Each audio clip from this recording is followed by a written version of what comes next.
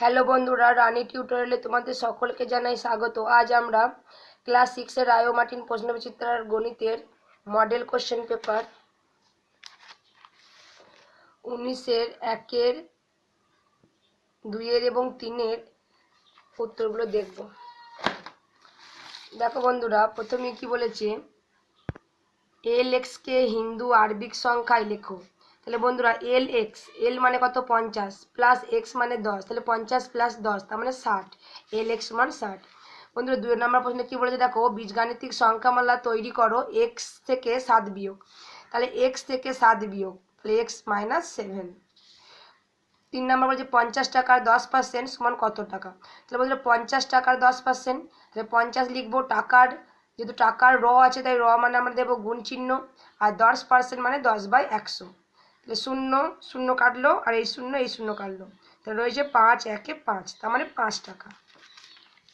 বন্ধু এরপর বলেছে দেখো, 25 নম্বর আইভি বলেছে 0.05 সেমি সমান কত মিটার।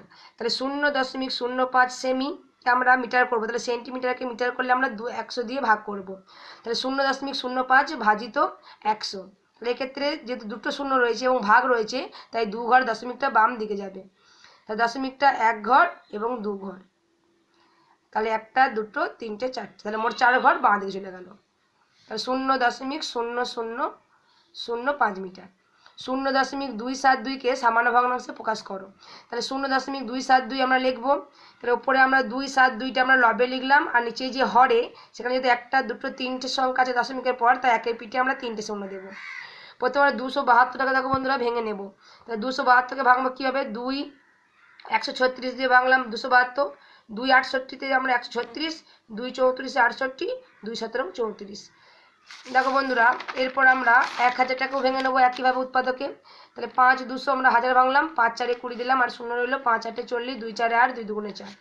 তার মানে আমরা 272 কি বললাম, 2 2 গণিত 2 17, আর 1000 টাকা যা যা পেলাম সেটা লিখলাম। দেখো বন্ধুরা 1টা 2টো 3টে 2, আর নিচে দেখো 1টা 2টো 3টে 2 কেটে গেল, তাহলে উপরে হলো 17 2 34, আর নিচে রইলো 3টে 5, তার মানে 5 5 25, 25 5 125। এরপর বলেছে -25 মিটার ওপরে ওঠা এই রাশিটির বিপরীত সংখ্যাটি লেখো। তাহলে বন্ধুরা -25 মিটার ওপরে ওঠা এর বিপরীত কী হবে, +25 মিটার ওপরে ওঠা। এরপর বলেছে যে অনুপাতের পূর্বপদ এবং উত্তরপদ সমান তাকে কি অনুপাত বলে। তাহলে বন্ধুরা যে অনুপাতে পূর্বপদ এবং উত্তরপদ সমান তাকে বলে সামান্যপাত, যেমন 3:3, 1:1। -61 এর পরম মান কত। তাহলে বন্ধুরা -61 এর পরম মান কত, 61। এরপরে প্রশ্ন হচ্ছে √7² সমান কত। তাহলে √7² মানে 7 × 7 দুবার, তাহলে রুটের বাইরে দুটো, ভেতরে দুটো 7 থাকলে আমরা জানি একটি 7 বাইরে বেরিয়ে যায়, তাহলে উত্তর হবে আমাদের 7। বৃত্তকলা কাকে বলে, বৃত্তের বৃত্তচাপ এবং 2 ব্যাসার্ধের দ্বারা সীমাবদ্ধ অংশকে বলে বৃত্তকলা। দেখো বন্ধুরা আমরা এখানে ছবিটাকে দেখে দিয়েছি, এইটা রয়েছে আমাদের বৃত্তচাপ, আর এখানে একটা ব্যাসার্ধ রয়েছে, আর এই একটা ব্যাসার্ধ, দুটো কিন্তু ব্যাসার্ধ রয়েছে। তাহলে বৃত্তচাপ আর এই দুটো ব্যাসার্ধ দ্বারা এই যে অঞ্চলটা আমরা রং করা আছে এই পুরো অঞ্চলটা হচ্ছে বৃত্তকলা, অর্থাৎ OAB হলো বৃত্তকলা। এরপর হচ্ছে মান নির্ণয় করো √5 দেখো √5 গণিত 7 গণিত 5 গণিত 7। দেখো বন্ধুরা আমরা সাজিয়ে নিয়েছি, এখানে দুটো যেহেতু 5 আছে আমরা দুটো 5 আগে লিখে নিয়েছি, আর দুটো যে 7 দুটো 7 আমরা লিখে নিয়েছি। তাহলে এখানে দুটো 5, তাহলে একটা 5 বাইরে বেরিয়ে যাবে রুটের, আর দুটো 7 তাহলে একটা 7 বেরিয়ে যাবে, 5 7 35। সমবাহু ত্রিভুজের 3টে কোণ অনুপাত কত। তাহলে সমবাহু 3টে কোণ কি হয়, 60 ডিগ্রি 60 ডিগ্রি 60 ডিগ্রি, অর্থাৎ 1:1:1। বন্ধু এরপর হচ্ছে সরল করো -25 প্লাস -16 এর মান কত। তাহলে -25টা বন্ধুরা -25 লিখলাম, প্লাসে মাইনাসে -16, তাহলে একই চিহ্ন, তাহলে 25 আর 6 যোগ করলে 31, তাহলে -31। x y z এই 3টে বিন্দুকে আমরা একসাথে কি বলবো, এবং এই 3টি বিন্দু দিয়ে কতগুলো সরলরেখা আঁকা যায়। দেখো বন্ধুরা তাহলে x y z এই 3টে বিন্দু দিয়ে অবশ্যই একটা সরলরেখা আঁকা যায়, এবং x y z এই 3টে বিন্দুকে একসাথে বলে সমরেখ বিন্দু, কারণ এরা একই রেখায় অবস্থিত। LX v কত, তাহলে 50 + 10 + 10 + 5, কারণ v মানে হচ্ছে 5, তাহলে মোট কত হলো 50 60 70 আর 5 75। আর এদিকে LX v দুটো i, তাহলে L মানে 50, x মানে কত লিখলাম 10, x মানে 10, v মানে 5, আর দুটো 1, তাহলে কত হলো এখানে মোট 77। তাহলে কে বড়, 77 বড়, অর্থাৎ LXX v দুটো i এটা হচ্ছে বৃহত্তম, এবং এদের অন্তর কত, অন্তর মানে বিয়োগ, তাহলে 2, তাহলে এদের অন্তর লিখবো 2, রোমান সংখ্যায় 2 লিখে দেবো। ত্রিভুজের তিনটে কোণের সমষ্টি কত দেখো বন্ধুরা, ত্রিভুজের তিনটে কোণের সমষ্টি 180 ডিগ্রি। এ বি দেখো বন্ধুরা একটা রশ্মি দিয়েছে এ বি, কটা প্রান্তবিন্দু, তাহলে এ বি রশ্মি বিশু দেখো একটাই প্রান্তবিন্দু, আর একটা কিন্তু প্রান্তবিন্দু নেই, সেটা হচ্ছে এটা প্রান্তবিন্দু রয়েছে, বিতে প্রান্তবিন্দু নেই, তার মানে একটি। A B R B A এই রশ্মি কি একই? না, এ বি এবং বি এ এই রশ্মি একই নয়, কারণ এতে প্রান্তবিন্দু রয়েছে এতে, আর এই বি এতে প্রান্তবিন্দু হচ্ছে বিতে, তাহলে অবশ্যই এ বি এবং বি এ এরা কিন্তু একই নয়, এরা একই রশ্মি নয়। বন্ধুরা এর পরের প্রশ্ন তোমাদের রয়েছে সূক্ষ্মকোণ বলতে কি বোঝো। দেখো বন্ধুরা আমরা এবার যাবো সূক্ষ্মকোণ কাকে বলে। তাহলে যে কোণের মান 90 ডিগ্রি থেকে কম তাকে বলে সূক্ষ্মকোণ। এরপরে যে মান নির্ণয় করো, +7 +9 -3 আর এদিকে +-4। তাহলে বন্ধুরা +7 +8 প্লাসে প্লাসে +9, প্লাসে মাইনাসে -3 আর প্লাসে মাইনাসে -4। তাহলে যোগ কিনলাম 7 আর 9 কত 16, -3 -4 লিখলাম, 16 আর 3 বিয়োগ করলাম +13 আর এদিকে -4। 13 থেকে আমরা 4 থেকে আমরা বিয়োগ করে দিলাম, 13 আর 4 কত বললাম +9। বন্ধুরা এর পরে প্রশ্নটাকে দেখে নাও কি বলেছে। এই যে চিত্রটা দিয়েছে এই চিত্রে আমাদের পরিসীমা চেয়েছে, তাহলে সব বাহুগুলো আমরা যোগ করবো, 2 সেমি 3 সেমি 5 সেমি 2 সেমি 7 সেমি, আর এই পুরো বাহুটা 3 আর 2 5 সেমি, এটা 5 সেমি ধরে আমরা করব, এইটা কিন্তু 5 সেমি।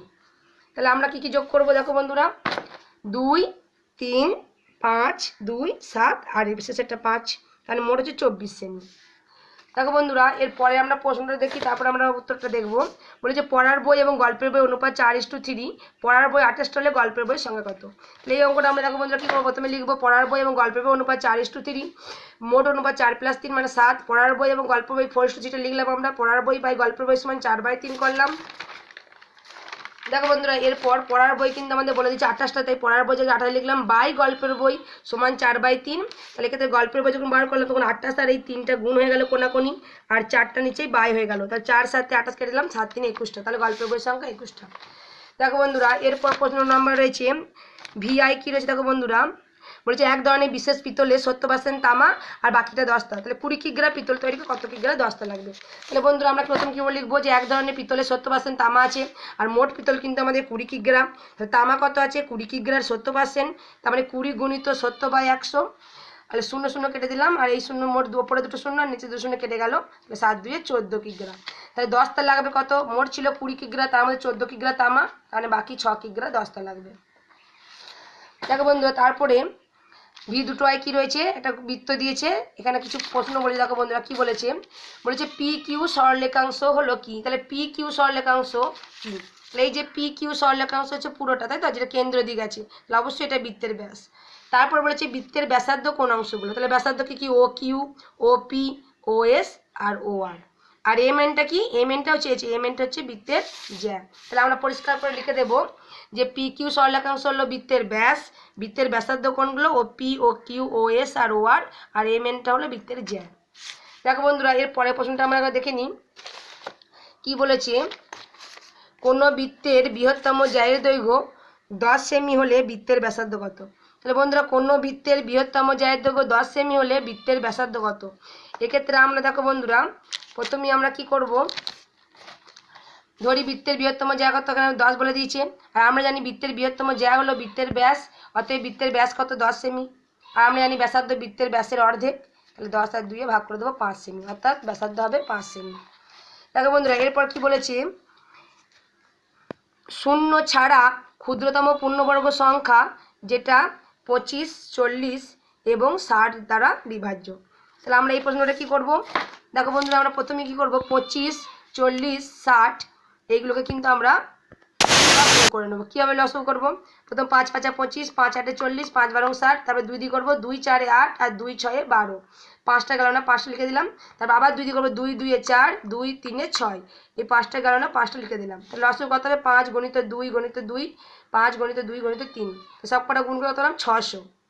যেহেতু বন্ধুরা নির্ণেয় পূর্ণবর্গ সংখ্যা বার করতে হবে, তো দেখো বন্ধুরা এখানে 5 কিন্তু দুটো রয়েছে, 2ও দুটো রয়েছে, কিন্তু এই একটা 2 আর এই যে 2 এই দুটো কিন্তু আমরা ডবল করে বা বর্গ পাইনি, তাই আমাদের একটা 2 আর একটা 3 কিন্তু গুণ করতে হবে।